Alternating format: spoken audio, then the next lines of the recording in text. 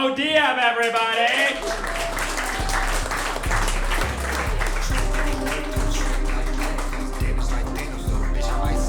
Keep going for your host, everybody.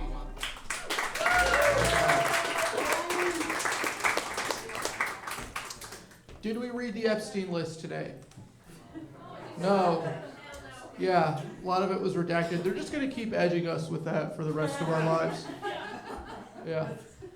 I don't know, I feel like I still haven't mentally recovered from finding out that Stephen Hawking took a trip to Epstein's Island.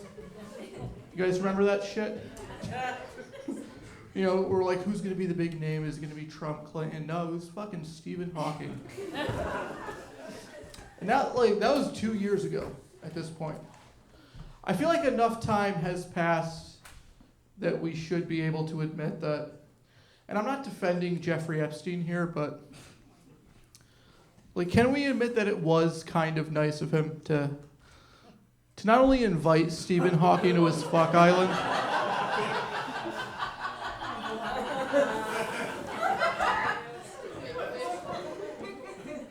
but to make it wheelchair accessible. That was very progressive of him, because a lot of places struggle with wheelchair accessibility. Epstein's Island is evidently not one of those places. Who would have thought?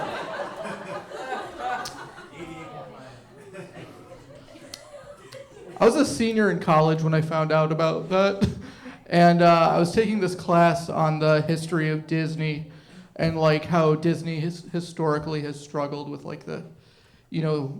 struggle to serve the disenfranchised.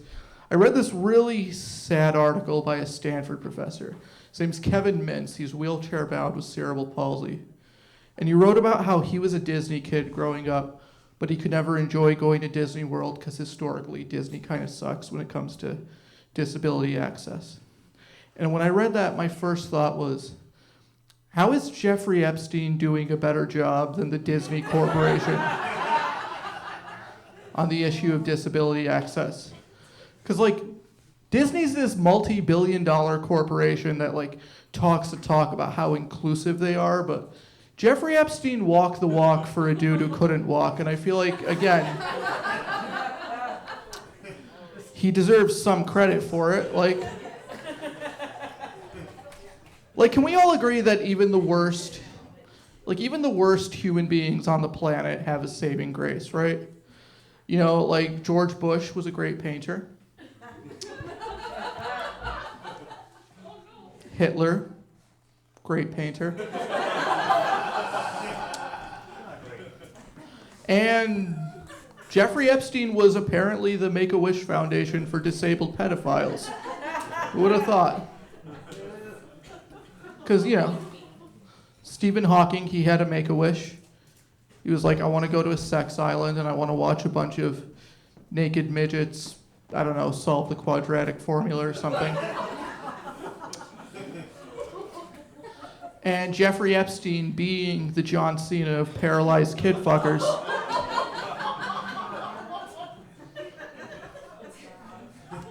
he made that dream happen. So again, if you take nothing else away from this joke, it's just fuck Disney, man. Fuck them. Disney could, without even putting a dent in their wallet, make all of their parks wheelchair accessible. But instead they're like, what's that? You want to be handicapped and enjoy the most magical place on earth? Nice try, Wheelie. Take that shit somewhere else, okay?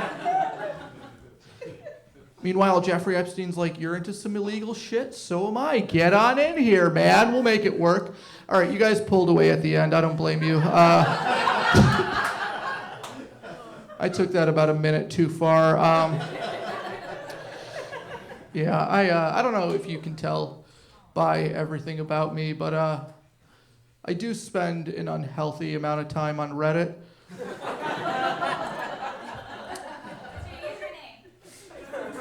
I'd rather you not know that.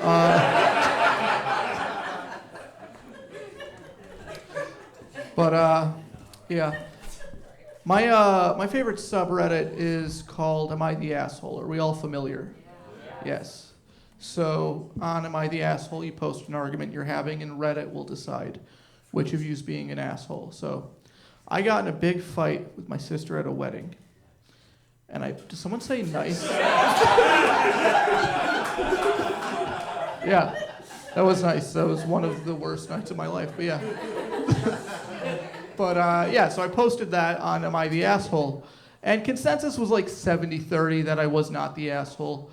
But the top comment is what fucked with my head. The top comment said, "You're not the asshole, you just have a hard time regulating your emotions. I understand you because I'm autistic too." Now, I am not autistic, at least not that I know of. That happened in January of this year. February, I was at an open mic, and brag, I had a good set. And a guy comes up to me afterwards on the sidewalk, and he goes, "Yo, you took me by surprise." I'm like, "This autistic kid is funny." And in that moment, I just said thank you, because I don't know, how am I going to convince a stranger smoking weed outside of a comedy club that I'm not autistic? That happened on a Monday night. On Wednesday night, I was doing an improv show, and we were playing Party Quirks. Do you guys know that game from Who's Line? The audience assigns 3 of you a character, and then one person in the group has to guess what you are. So the host was like, "Alrighty, Mo, what is Mo's quirk?" And someone yelled autistic, which I didn't know how to play, because I wasn't good at improv. That's why I do this now. But anyways, April of that year, I did my first road gig ever as a comedian. I went to a bar in Michigan, and I did 15, we'll say, acceptable minutes of comedy. And the bartender comes up to me afterwards, the owner, she goes, "Honey, you were so funny up there. You killed it up there. But I have to ask, are you a little bit like me?" I was like, "Am I old and leathery and addicted to fentanyl?" No, I'm not.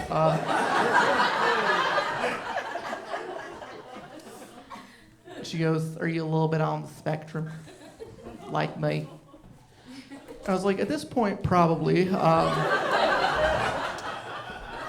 Because I currently average about 1 "I think you're autistic" per month, which is as close to a diagnosis as I can afford. I will admit, I was in 1 special ed class in high school. Who wants to guess what class I was in? Jim? You know, just once I'd like someone to get that wrong on the first guess. But no, every time, everyone's like, "No, you look fat and out of breath." But yeah, I was in special ed gym.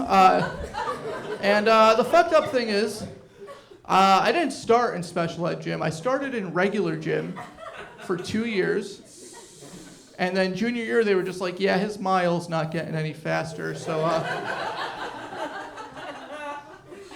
they sat my mom and I down. They're like, "Listen, Miss Diab, your son's not retarded, but like his circulatory system probably is. So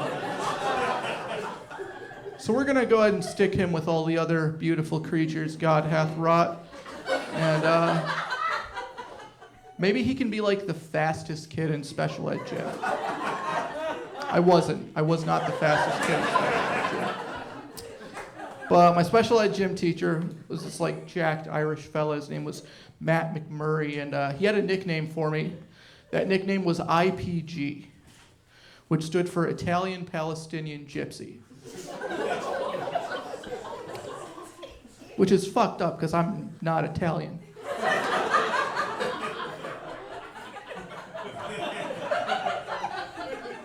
I do moisturize with olive oil, but that's the Palestinian side of me. Anyways, senior year, I tell Mr. McMurray I'm going to go to college in Chicago and I'm going to try to make it as a comedian. And he pulls me aside and he says to me very earnestly, he goes, "Hey man, can I just ask, like, what's going to happen if you get robbed in Chicago? Because I've been watching you run for 4 years." and you're not going to outrun a crackhead in Chicago. You're just not. So you need a game plan. And I was like, I don't know, maybe I'll learn a martial art or something. And he pulls me even closer and he goes, listen, bud, don't tell anybody I told you this, but once you're old enough, you might want to get a gun. Like, just get a gun, it'll save your life, which I think does make me the only awkward, unathletic, possibly autistic Arab guy in the world to ever have a public school teacher be like, no, you should have a gun. Like, you. All right, I'm out. Yeah, thank you guys.